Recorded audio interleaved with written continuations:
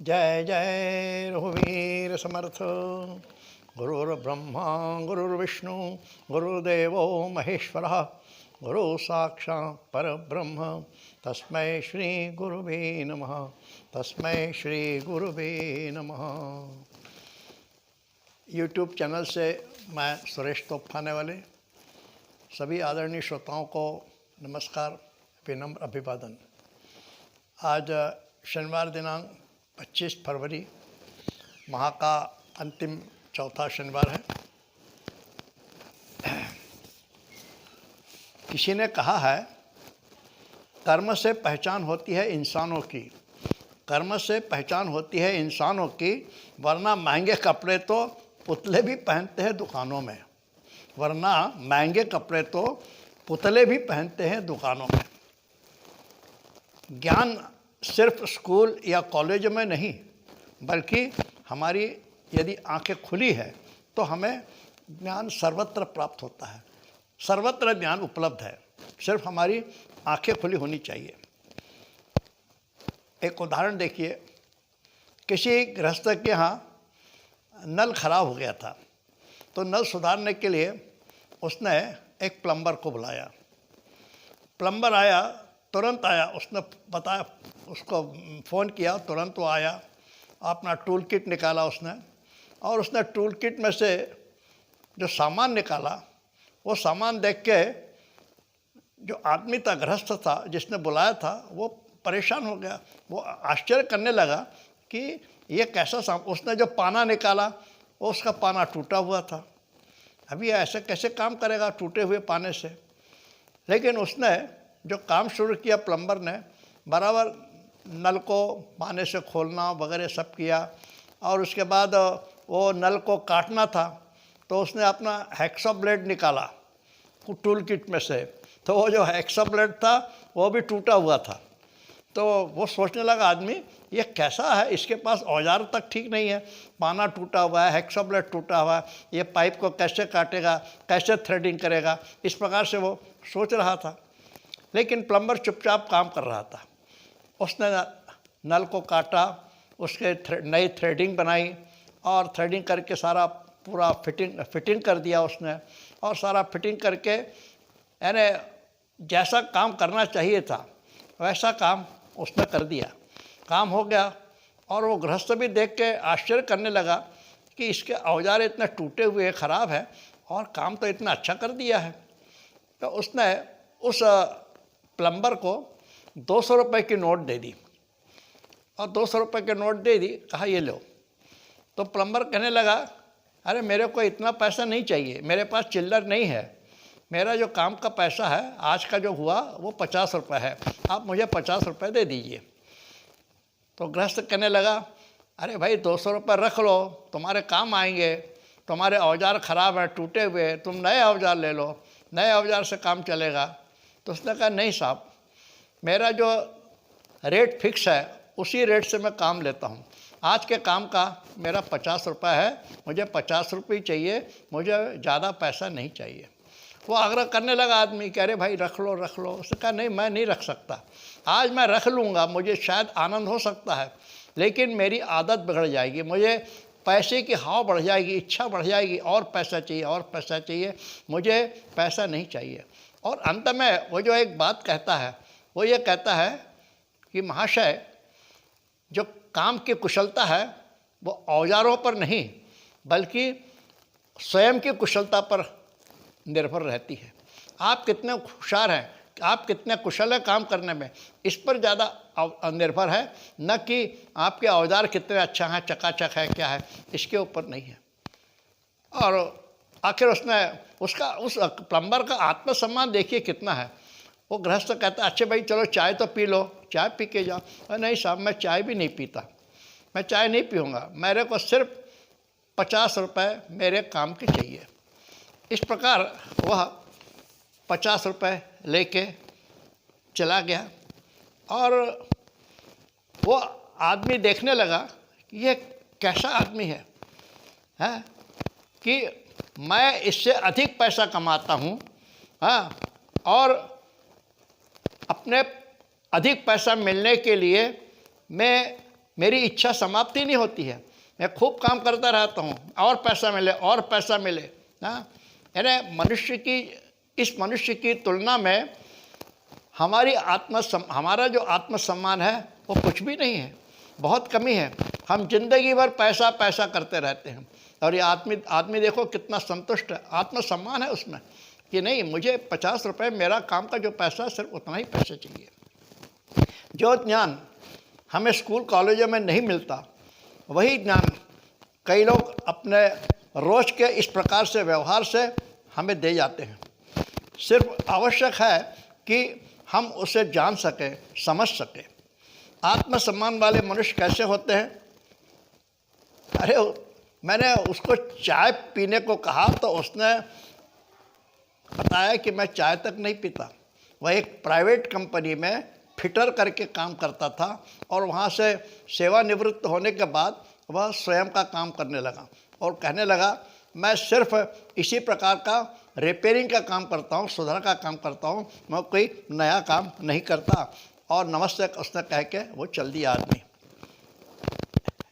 एक उदाहरण देखिए, सबको मालूम है भगवान श्री राम वनवास में है, उनके साथ में उनके भाई लक्ष्मण हैं, पत्नी सीता माता है, ये लोग वन में घूम रहे हैं। एक दिन वन में घूम रहे थे, घनघोर ऐसा जंगल था वहाँ पे, और दोपहर का वक्त था। सीता माता को प्यास लगी। अब सीता माता को प्यास लगी है तो प्रभु देख रहे हैं कहाँ पानी का इंतज़ाम है, कहीं पानी नहीं दिख रहा है, बहुत परेशान, कहाँ ढूंढे। आखिर भगवान श्री राम प्रार्थना करते हैं भगवान से, स्वयं भगवान से प्रार्थना परमपिता से करते हैं कि मुझे पानी का जो सोर्स है, पानी का जो स्रोत है, उसका मार्ग दिखाइए। वो प्रार्थना करते हैं तो उसी समय एक मयूर पक्षी जो होता है वो वहाँ प्रकट होता है, और वो प्रभु श्री राम से कहता है कि आपको पानी की आवश्यकता है ना, तो मैं आपको मार्ग दिखाता हूँ, पानी कहाँ है, आप मेरे साथ चलिए। लेकिन वो कहता है कि मैं तो आकाश से जाऊँगा, मैं उड़ते हुए जाऊँगा, और आप पैदल जाएंगे तो हो सकता है रास्ते में मार्ग चूक जाए। इसलिए मैं क्या करूँगा, मैं अपना एक एक मोर पंख नीचे डालते जाऊँगा तो आपको रास्ता समझ में आ जाएगा। इस प्रकार से उसने बताया श्री राम को। राम ने कहा ठीक है चले। अब प्रभु श्री राम, लक्ष्मण, सीता सभी उनके साथ चल रहे हैं, और आकाश में वो मयूर पंख उड़ रहा है, और उड़ते उड़ते वो पंख डालते जाता है, राम जाते जाते हैं, और अंत में प्रभु श्री राम को पानी का स्रोत मिल जाता है। अब वो मयूर पंख के बारे में यह कहा जाता है कि मयूर जो है वो पंख किसी विशेष परिस्थिति में ही छोड़ता है, यानी उसका जब अंत आता है तभी वह पंख छोड़ता है। अब वो पंख छोड़ रहा है, वो उसकी ऐसी हालत हो गई कि वो मृत्युशैया पर आ गया है। लेकिन वो सोचता है कि मैं कितना भाग्यवान हूँ, जो दुनिया की प्यास बुझाता है, उसकी प्यास बुझाने का मुझे अवसर मिला, भाग्यवान। मैं अपने को बहुत कृतज्ञ मानता हूँ, भाग्यवान मानता हूँ। ऐसा कह वो प्रभु श्री राम से उनको वंदन करता है, नमस्कार करता है। लेकिन प्रभु श्री राम देखो क्या कहते हैं। प्रभु श्री राम कहते हैं कि देखो, तुमने जो मेरे लिए उपकार किया है मैं कभी भूलूंगा नहीं। मैं अगले जन्म में, मेरा अगले जन्म जो होगा श्री कृष्ण अवतार, उस अवतार में मैं तुम्हें अपने सिर पर धारण करूंगा। इसीलिए भगवान श्री कृष्ण जो हैं वो मोर का मुकुट धारण करते हैं, मोर पंख सिर पर लगाते हैं। उस मोर की इज्जत इस प्रकार कर दी कि वह भगवान के सिर पर आरूढ़ हो गया।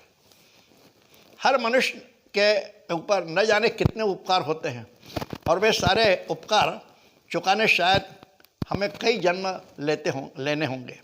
इसलिए जो कुछ अच्छा करना है वह इसी जन्म में करना चाहिए, क्योंकि न जाने अगला जन्म कब, कहाँ और कैसे मिलेगा। कहते हैं भगवान की इच्छा के बिना मक्खी भी नहीं हिलती। इसीलिए हम कहते हैं भाग्य में होगा तो ही होगा। पिछले जन्म के हमारे कर्मों के परिणाम हमें अगले जन्म में भोगना ही पड़ते हैं। हमारे पुराने देनदार जो हैं वो नया जन्म लेकर आते हैं और अपना कर्ज वसूल करते हैं। हमारे परिवार में ही ऐसे लोग आते हैं जिन्हें हमने सहायता की है, वे भी अगले जन्म में किसी न किसी रूप में जन्म लेकर हमारा उपकार जो है वो चुका देते हैं। समर्थ रामदास स्वामी ने भी कहा है, मनात वांचिरे पूर्व संचित केले तया सारिखे भोगने प्राप्त झाले। हमारे मन को सद्गुरु की सेवा लगाकर नामस्मरण में हमने तल्लीन रखना चाहिए, जिससे जीवन में आत्मानंद, आत्मसुखी प्राप्त हो सके।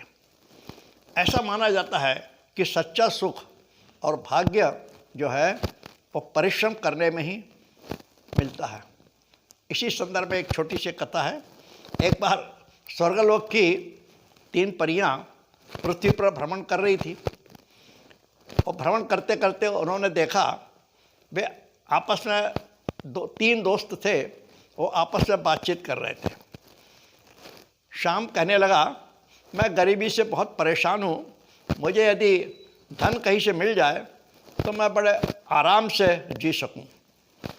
दूसरा मित्र कहता है राम, वो कहता है मुझे यदि भाग्य ने साथ दिया तो हर काम में पैसा ही पैसा मिले। तीसरा गोपाल कहता है, अरे मैं तो परिश्रम करके ही उन्नति करूँगा, क्योंकि श्रम करने से भाग्य होगा और लक्ष्मी प्राप्त होगी। इन 3 परियों ने इन 3 मित्रों की इच्छा पूर्ण करने का सोचा और उन्होंने अपने जादुई जो डंडा था वो इन 3 मित्रों के सिर पर घुमा दिया। परिणाम क्या हुआ? कुछ ही दिनों में शाम जो मित्र था उसको उसके घर के पीछे आंगन में सोने से भरा हुआ घड़ा बगीचे में मिला और बहुत खुश हो गया, अचानक मिल गया उसके। तब उसने क्या किया, उसने बढ़िया बंगला बनाया, गाड़ी, नौकर चाकर सब कुछ हो गया उसके पास। अब वो उसके पास कोई कमी नहीं थी। दूसरा मित्र राम ने किसी एक धनी सेठ को गुंडों के चंगुल से बचाया। एक बार वो धनी सेठ जो था वो व्यवसाय बंद करके जा रहा था तो कुछ गुंडों ने रास्ते में उसको लूटने की कोशिश की, तो इस आदमी ने उस गुंडे को बचाया। तो गुंडा जो था, वो सेठ जो था, वो बहुत प्रसन्न हो गया और उसने उस आदमी को अपने यहाँ नौकरी दे दी। अच्छी नौकरी उसको मिल गई और उसका काम देखकर उसने अपनी लड़की की शादी भी उसके साथ कर दी, यानी वह उसका दामाद बन गया। इस प्रकार सेठ की दौलत का वो मालिक हो गया। अब तीसरा मित्र गोपाल ने उसने एक बार उसी ग्राम के सरपंच के लड़के को नदी से डूबने में बचाया था। इसलिए वह सरपंच ने गोपाल को थोड़ी ज़मीन दे दी और एक बैल जोड़ी दे दी खेती करने के लिए। वो बहुत खुश हो गया और गोपाल उस ज़मीन पर बड़ी परिश्रम से काम करने लगा, खेती करने लगा। साल भर बाद ये 3 परियां फिर से पृथ्वी पर आई देखने के लिए कि उन 3 मित्रों का क्या हाल है। तो उन्होंने देखा, पहला मित्र श्याम, उसके पास धन और दौलत खूब है, पर उसके जीवन में उसे शांति नहीं है। बच्चों से वह त्रस्त है, अपनी पत्नी से परेशानी है, कोई न कोई बीमारी है। इस प्रकार वह खुश नहीं है। उसके पास धन दौलत बहुत है, लेकिन दूसरा राम भाग्यवान था, वह जो कुछ करता उसे फायदा होता, लेकिन वह भाग्य के भरोसे ज़्यादा रहता था। इस कारण वह आलसी हो गया था, सब भाग्य के भरोसे, जो होगा सो मिलेगा। तीसरा गोपाल, उसे ज़मीन मिल गई थी, एक बैल की जोड़ी मिल गई थी और छोटी सी ज़मीन के टुकड़े के ऊपर वो खेती करने लगा और छोटी सी ज़मीन पर खेती खेती करके उसने अपने बहुत उपज बढ़ा ली। उसकी मेहनत तथा सफलता देखकर जो सरपंच था बहुत खुश हो गया।